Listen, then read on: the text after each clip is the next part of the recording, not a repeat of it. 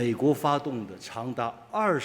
20-year war in Afghanistan launched by the United States has cost nearly $2.3 trillion US, while resulting in human rights abuses, countless casualties, and massive displacement. As UNICEF recently reported, nearly half of Afghan children are suffering from malnutrition.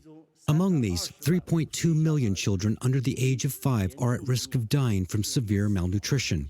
Ramiz Alakbarov, the UN resident and humanitarian coordinator for Afghanistan, said in a statement that 95% of the Afghan population does not have enough food to eat.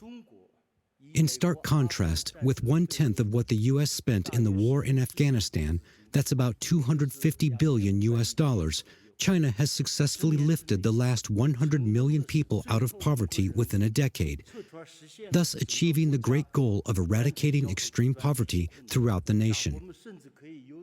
We can even put forward a hypothesis, that is, if we follow China's poverty alleviation model, with the $2.3 trillion US spent on the U.S. war in Afghanistan, we could nearly eliminate extreme poverty all around the world, including much of it in the United States. It would also be enough to relieve 45 million Americans from crushing student debt. But the U.S. government is simply unwilling to do so because its political system has long been controlled by the military-industrial complex. Through constant wars, including the war in Afghanistan and now the Ukraine crisis, they have made tons of money, despite bringing one crisis after another, with even disastrous consequences for the American people. I wonder if such a country is really qualified to talk about human rights in this world.